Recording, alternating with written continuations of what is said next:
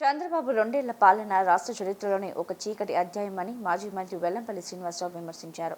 మాజీ CM YS Jaganmohan Reddy నాడు ప్రతి ఇంటికి సంక్షేమాన్ని అందిస్తే నేడు కూటమి ప్రభుత్వం అన్ని వర్గాల ప్రజలను వంచిస్తోందని ఆగ్రహం వ్యక్తం చేశారు. ఇచ్చిన హామీలను నెరవేర్చకుండా ప్రజలకు వెన్నుపోటు పొడిచారని విమర్శించారు. చంద్రబాబు వెన్నుపోటుకు రెండేళ్ల పేరుతో భవానీపురం ఆర్టీసీ వర్క్ షాప్ రోడ్లోని ఎస్ కన్వెన్షన్ హాల్లో జరిగిన నిరసన కార్యక్రమంలో ఆయన ముఖ్య అతిథిగా పాల్గొన్నారు. తొలుత దివంగత మహానేత వైఎస్ రాజశేఖర రెడ్డి విగ్రహానికి నివాళులర్పించారు. ఈ సందర్భంగా వైసీపీ ప్రభుత్వంలో వివిధ సంక్షేమ పథకాల ద్వారా లబ్ధి పొందిన లబ్ధిదారులు ప్రస్తుత ప్రభుత్వంలో ఎటువంటి సంక్షేమ పథకాలు అందక ఇబ్బంది పడుతున్న వైనాన్ని వివరించారు. ఈ సందర్భంగా వెల్లంపల్లి మాట్లాడుతూ రాష్ట్రంలో అభివృద్ధి కుంటుపడిందని, శాంతి భద్రతలు క్షీణించాయని ప్రభుత్వంపై ధ్వజమెత్తారు. వైఎస్ఆర్సీపీ ఎప్పుడు ప్రజల పక్షానే నిలబడుతుందని, ప్రజా వ్యతిరేక కూటమి ప్రభుత్వంపై పోరాటాలు ఇలాగే కొనసాగుతాయని స్పష్టం చేశారు.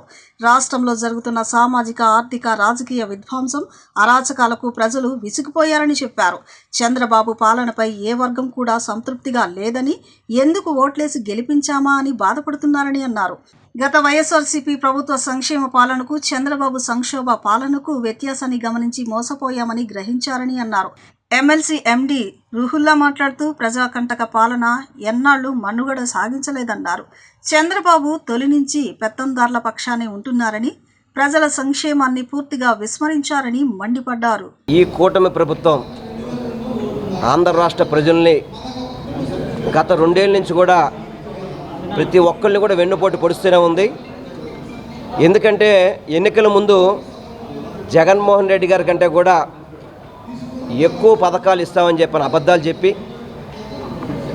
మీకు 15,000 మీకు 15,000 మీకు 15,000 అని చెప్పని మన సైకిల్ రామానాయుడు ఏదైతే మీ ఇంట్లో ఆడబిడ్డ ఉంటే కనుక 18 ఏళ్ళు దాటితే నీకు 1,500, ఇద్దరుంటే 3,000, ముగ్గురుంటే 4,500 అని చెప్పని చంద్రబాబు నుంచి ప్రతి ఒక్కళ్ళు వాళ్ళ తాబేదారుల వరకు కూడా అబద్ధపు హామీలతో అన్ని హామీలు కూడా అబద్ధపు హామీలు ఇచ్చి గద్దెనెక్కాక ఏ ఒక్క హామీని కూడా అమలు చేయకుండా ఆంధ్ర రాష్ట్ర ప్రజలందరూ కూడా వెండిపోటు పొడుస్తున్న సందర్భంగా ఈరోజు విజయవాడ పశ్చిమ నియోజకవర్గం తరఫున ఈ కార్యక్రమం ఏర్పాటు చేయడం జరిగింది.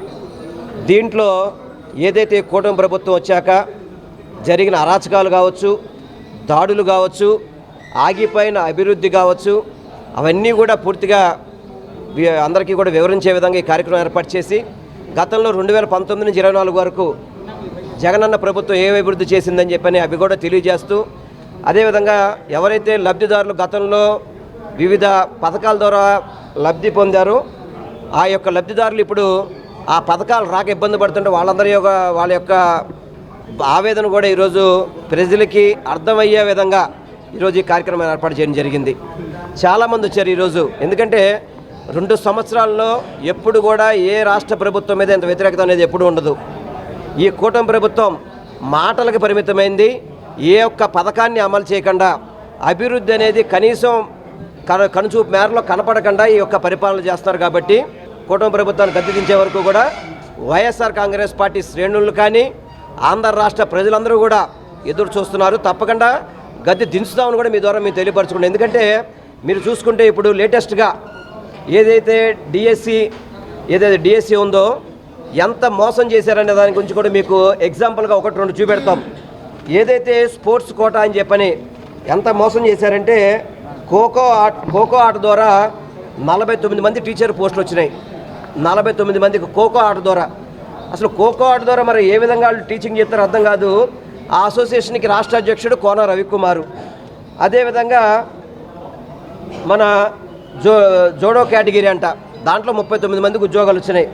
దానికి రాష్ట్ర అధ్యక్షుడు వచ్చేసి మన లోకేష్ గారు తోడళ్ళు భరత్ గారు. అంటే వాళ్ళకి సంబంధించిన ఏదైతే గేమ్స్ స్పోర్ట్స్ ఉంటాయో వాళ్ళే వాటికి అధ్యక్షులు, వాళ్ళు ఉద్యోగాలు ఇచ్చాడు. అంటే అంతమంది పేదలకి, అర్హులైన వారికి డిఎస్సి ఉద్యోగాలు రాలేదు అని చెప్పడానికి ఇవి మీకు ఉదాహరణగా చెప్తున్నాను. ఎందుకంటే ప్యాకాట్ను కూడా డిఎస్సిలో చేర్చి వాళ్ళు ఉద్యోగాలు ఇస్తారంటే ఆ ఉద్యోగాల్ని ఏ విధంగా అమ్ముకుంటున్నారు, డిఎస్సి ఉద్యోగాల్ని ఏ విధంగా మెగా డిఎస్సిని ఎలా దాగా చేసి తెలుగుదేశం పార్టీ నాయకులకి అదేవిధంగా డబ్బులు తీసుకొని ఏ విధంగా అమ్ముతున్నారని చెప్పడానికి ఈ ఒక్క ఉదాహరణ చాలు అని చెప్పని మీ అందరికీ కూడా తెలియపరచుకుంటున్నాను.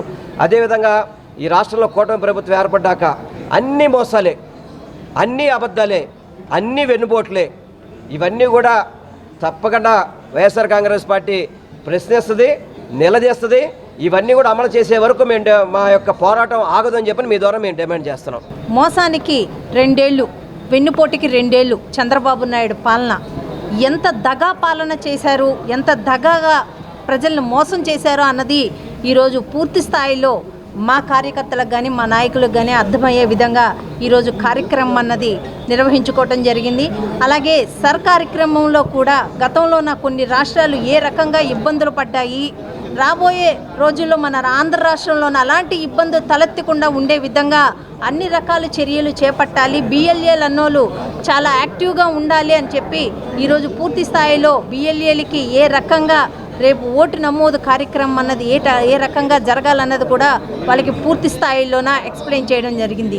బీసీ, ఎస్సీ, ఎస్టీ, మైనారిటీ వాళ్ళకి 50 ఏళ్ళు దాటిన ప్రతి ఒక్కరికి ఫంక్షన్ అన్న చంద్రబాబు నాయుడు కానీ, లోకేష్ కానీ, ఈరోజు మన డిప్యూటీ సీఎం పవన్ కళ్యాణ్ కానీ ఏ ఒక్క నోరు ఎత్తటం లేదు. ఇంతవరకు ఒక్క కొత్త ఫంక్షన్ కూడా ఆంధ్ర రాష్ట్రంలోన ఒక్క కొత్త ఫంక్షన్, వితంతు ఫంక్షన్ కూడా కొత్త ఫంక్షన్ ఇవ్వని దరిద్రులు ఎవరైనా ఉన్నారంటే ఈ కూటమి నాయకులే. ఇంత దారుణమైన పరిస్థితులను నెలకొల్పారు. నారీ శక్తి అన్నారు. ప్రతి మహిళకి ఆ స్త్రీశక్తి ద్వారా ప్రతి నెల 1500 అని చెప్పారు. 18 ఏళ్ల దాటి నుంచి 50 ఏళ్ల లోపు మహిళలకి ఈ స్త్రీశక్తి పథకం కింద ప్రతి మహిళకి 1500 ఇస్తామని చెప్పారు. మొన్న సిగ్గు లేకుండా 33% రిజర్వేషన్ మేము కల్పిస్తాము అన్నవాళ్ళు మొన్న 4 రాజ్యసభ వస్తే అందులోన ఒక్కటి కూడా మహిళకి ఇవ్వకుండా మేము దీంతోనే మొదలు పెట్టచ్చు కదా, మీరు 33% రిజర్వేషన్ మేము ఇస్తాము అని చెప్పి కేంద్రం కన్నా మేమే ముందు ఇస్తామని చెప్పి అనౌన్స్ చేసుకున్న మీరు మొన్న ఇచ్చే రాజ్యసభలోని ఒక మహిళ కూడా మీరు కేటాయించకపోవడానికి కారణం ఏంటి? లింగమనేని రమేష్ ఈ విజయవాడ నగరానికి కానీ లేకపోతే ఈ ఆంధ్ర రాష్ట్రానికి కానీ ఏం ఉద్ధరించాడని ఆ మనిషికి మీరు రాజ్యసభ ఇచ్చారు. ఓకే, మీ ఇష్టం, మీ దళారులు, మీరు ఆ లెల్లల్లో ఉంటున్నారు, మీరు ఏదైనా చేస్తారు చేయండి, మేము కాదనము. కానీ మహిళా రిజర్వేషన్ 33% అని చెప్పి మీరు ముందే ప్రకటించడం దేనికి? రాజ్యసభలో మొన్న ఒక్కటి కూడా ఇవ్వకపోవడం దేనికి? అలా అయితే మీరు ముందే ప్రకటించినట్టయితే కూటమి నాయకులతోటి మీరు ఇప్పుడు ఏదైతే బీజేపీ నాయకులతో టైఅప్ అయి ఉన్నారో మేము 33% వచ్చే దీంట్లోనే మీరు పెట్టకపోతే మీతోటి ఉన్న మా పొత్తుని మేము క్యాన్సిల్ చేసుకుంటామని చెప్పగలరా? ఈ కూటమి నాయకులు క్యాన్సిల్ చేసుకోగలరా వాళ్ళతోటి పొత్తుని? ఇదేమీ మీకు చేత కాదు, కానీ డప్పు మాత్రం కొడతారు. ఆంధ్ర రాష్ట్రంలోనూ ఒక్క సంక్షేమ పథకం అమలు చేసింది లేదు, సవ్యంగా ఒక్క విద్యార్థికి ఫీజు రియంబర్స్డ్ ఇచ్చింది లేదు, అమ్మఒడి సవ్యంగా అమలు చేసింది లేదు, ఫీజు రియంబర్స్డ్ సవ్యంగా అమలు చేసింది లేదు, ఫంక్షన్ సవ్యంగా ఇచ్చింది లేదు. మీ సూపర్ 6 సూపర్ ప్లాపు, కానీ ఈరోజు మీరు పలికే బీరాలు మాత్రం కోటలు దాటుతున్నాయి. ఇది ప్రజలు గమనిస్తున్నారు. రాబోయే రోజుల్లో మిమ్మల్ని దారుణాతి దారుణంగా ఈ ఆంధ్ర రాష్ట్రం నుంచి ఎల్లగొడతారని తెలియజేస్తారు.